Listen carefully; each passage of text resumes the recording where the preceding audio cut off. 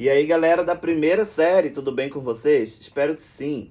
Bom, vamos dar continuidade ao nosso conteúdo da unidade 1, capítulo 1, que nós começamos a ver.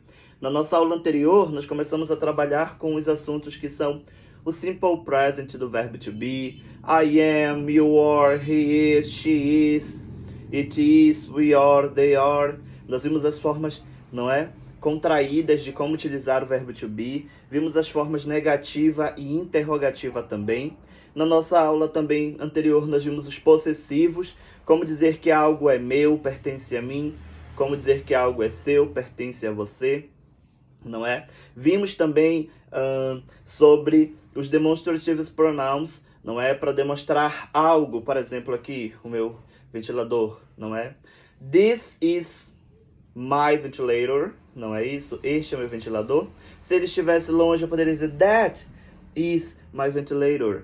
Aquele é o meu ventilador. Então, this, that, para apontar coisas no singular, estejam elas próximas ou distantes. Aprendemos com these para plural, não é these, estes, certo? Ou então, those, se eles estiverem distantes de mim, certo? Então, those, aqueles, aquelas, certo? Então, nós aprendemos essa parte aí do material. E aí, nós continuamos na página 179 com os defined and indefinite articles, ok? Os artigos definidos e indefinidos. Bom, vocês precisam ter em mente que a partir de agora, todo o nosso conteúdo, ele vai ser voltado principalmente para a gente relembrar as coisas que acontecem, né, dentro de um texto e que vão acontecer também no Enem. Então, a gente começa a trabalhar muito com essa questão aí do Enem, certo? Com os conteúdos que vão acontecer lá no Enem, tá legal? Então é o seguinte, galerinha, olha só o que a gente tem aí. Vamos observar que existe um pronome definido, certo? Que é o the. Deixa eu pegar aqui para a gente escrever. The é o nosso pronome, tá? Artigo definido, perdão. The é o nosso artigo definido. The é THE, tá? The, certo? The, então, pode ser o, a, os, as. Ele serve para o singular e para o plural, certo? O, a, os, as, certo? Assim a gente utiliza o the. E aí nós vamos ter dois artigos indefinidos, que são o e e o an, ok? Ó, existe a aplicação. Aí você vai dizer assim para mim, teacher, qual é a diferença, tá, de a e an? Qual a diferença entre esses dois pronomes? Eles não são uma. Isso são sim. Só que o a vai ser um ou uma, e ele vai vir sempre na frente de palavras que comecem com consoante. An é um ou uma, que vai ser aplicado sempre na frente de palavras que comecem com vogal, certo? Então a gente precisa ter isso em mente. Vocês vão observar aí na página 179, tá? Que nós temos alguns exemplos e algumas definições de como a gente vai utilizar o a e o an. Olha só.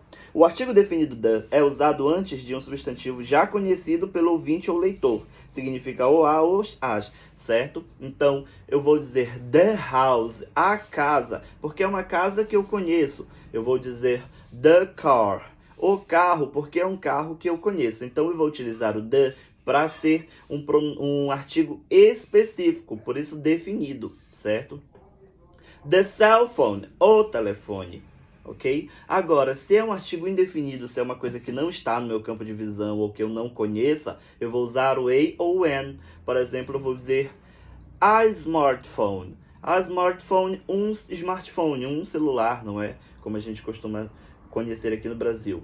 Mas um celular, que celular? Eu não sei, pode ser um Apple, pode ser um Samsung, pode ser um Xiaomi, não é? Um celular, a cell phone, I don't know.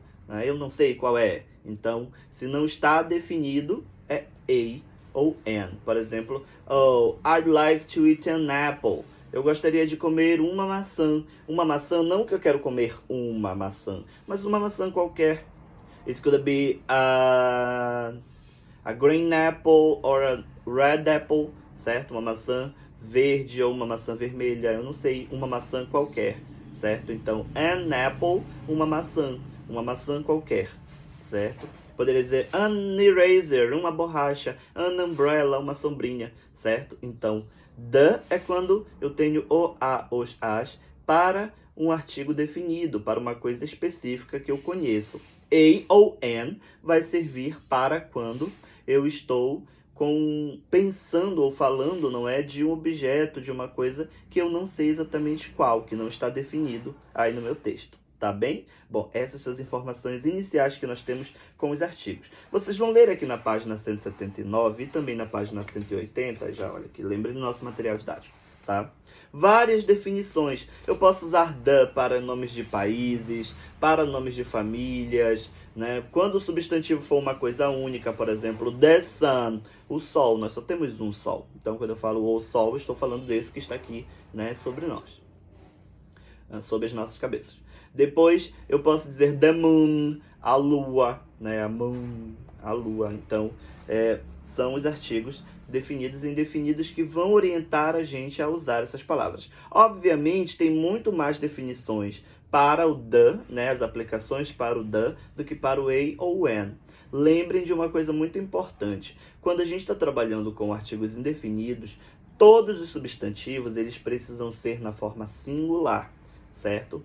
Então, por exemplo, eu posso dizer a pencil, um lápis, certo? Ou an razor, uma borracha. Mais do que isso, eu não posso dizer, não posso utilizar os pronomes, os artigos indefinidos, tá? Os artigos indefinidos, eles são apenas para as formas no singular. Apenas uma coisa, uma, certo? Mais do que isso, eu não posso utilizar. E aí você vai dizer, teacher, então eu utilizo the quando tiver plural? Pode ser que sim, tá? Mas na maioria das vezes, eu não uso o artigo com substantivos no plural no inglês, né? Por exemplo, eu comprei os lápis. I bought the pencils, né? Geralmente não é muito comum você escrever assim, tá? Então, I bought pencils, eu comprei lápis, certo? Então, é mais comum não ter um artigo do que ter esse artigo, certo? Bom, aí na página 180 também nós temos países, nacionalidades e linguagens, idiomas, não é? Então, nós temos aqui vários países. Nós temos Australia, nationality Australian, language English. Então, na Austrália, né, quem nasce na Austrália é australiano e fala inglês. Brasil, Brazilian, Portuguese. Quem nasce no Brasil é brasileiro e fala português. Canada, Canadian, English, French. Bom, no Canadá, né, acontece um fenômeno muito legal, porque é um país que tem duas línguas oficiais, tá? Canadá, tá aqui o Canadá. Tem duas línguas oficiais que são o inglês e o francês, né? Então, existe uma região dentro do Canadá que se chama Quebec, ok? E lá no Quebec, eles falam só francês, tá bom? Depois nós temos Chile, Chilean, Spanish. Bom, quem nasce no Chile é chileno e fala espanhol. Depois, China, Chinese, Chinese. Quem nasce na China fala chinês, obviamente, e é chinês. England, English, English. Então, quem nasce na Inglaterra é inglês e fala inglês, né? Ok? Depois nós temos France, French, French. Quem nasce na França é francês e fala francês. E por aí vai. Então nós temos Greece, Ireland, tá aqui Irlanda, Ireland, meu país favorito do mundo todo. Ireland, Italy, Japan, Mexico, the Netherlands, Poland, Portugal, the United States. Ok? Então, também lembra que os estadunidenses gostam de ser chamados de americanos, tá? Mas eles são North American or there is another. Yes, American or just North American, norte-americano, né? Então, são ou estadunidenses, como nós chamamos aqui no Brasil, ok? Bom, baseado nessas informações, a gente tem na página 181 um pequeno texto com algumas atividades que vocês farão para mim. Vocês vão ler esse texto, tá? E vão responder as seguintes questões sobre ele. A gente tem falado muito de que o inglês is a global language, né? É um idioma global. E baseado nessas informações, nós vamos pensar, né, o inglês ao redor do mundo. Então, English around the world.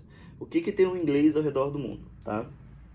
Nós vamos ler que o inglês é falado em vários países na América do Norte, não é? Que o inglês é falado em vários países da Europa e que também ele é falado pelo redor do mundo. Então, o inglês falado pelo mundo todo, obviamente ele tem variações. Por exemplo, o inglês na Austrália tem uma variação de sotaque que pode ser diferente do inglês no Canadá, que pode ser diferente do inglês no Reino Unido, que pode ser diferente nos próprios Estados Unidos ou na Irlanda, né? A gente tem sotaques, accents, diferentes pelo mundo todo, tá legal? Inclusive na Irlanda e no Reino Unido aqui, o inglês é bem diferente, mas é bem interessante de escutar. Falo por experiência própria, ok? Bom, então vocês vão ler esse texto e vão responder para mim 3 perguntas. A pergunta de número 1 vocês vão discorrer em inglês, tem que ser escrito em inglês, tá? What is the text about? Vocês lerão esse texto e vão dizer sobre o que é esse texto. Depois, as sentenças a seguir são verdadeiras ou falsas, certo? E aí vocês vão colocar para mim, de acordo com o que vocês vão ler, que são verdadeiros ou falsos, certo? As informações que estão sendo dadas aqui. Terceira questão diz o seguinte: escolha a opção que melhor indica, o que indica corretamente a palavra sublinhada nos excerpts, ou seja, nas partes extraídas aqui abaixo, tá? Então, por exemplo, na letra A nós temos fully 85% of that country's population speak English, tá? Linha 6 e 7. Então, a palavra that, ela está se referindo a quem? Estados Unidos, Canadá ou Inglaterra? Letter B. These are primarily the countries. Na linha 8 nós temos, né, a palavra these, e ela está se referindo a quem? Somente Estados Unidos e Canadá, Antigua e Barbuda, Estados Unidos, Canadá e demais países, ou melhor, vários países caribenhos, certo?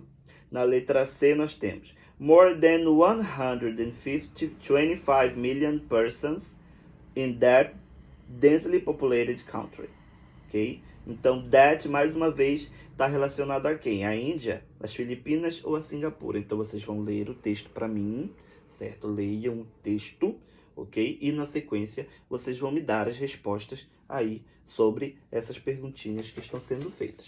E, para finalizar, galera, tá? Nós temos aqui a página 182.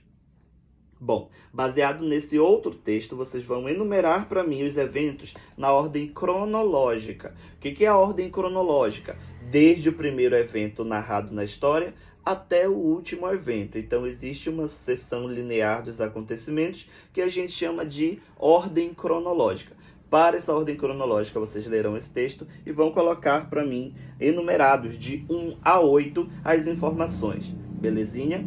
E aí, para finalizar e dever de casa para esse final de semana de vocês, já que a gente já se encontra na segunda, vocês vão abrir o material para mim na página 183 e vão realizar, tá, as seguintes atividades. Página 183, 184 e 185, tá bom? São atividades baseadas nas questões do Enem, ok? E baseadas também em todos esses assuntos que nós vimos no decorrer desta semana, tá bom? Então vocês vão ler para mim e vão marcar aqui as informações necessárias. Essa parte começa com putting into practice, certo? Então na página 183 começam as atividades que vocês farão para mim. Eu quero na segunda-feira sem falta essa atividade, tá legal? Então vocês vão relacionar para mim aqui o texto, esse eu quero ainda hoje, tá? E as atividades aqui da página 183, 184, 185, eu quero como dever de casa. Alright, my friends? Agora a gente se fala no nosso ambiente virtual, certo? É sempre um prazer poder me comunicar com vocês, mesmo que virtualmente. A saudade é muito grande, mas tenho certeza que logo em breve a gente se encontra de novo. Bye bye, my friends, e até o nosso próximo vídeo. See you!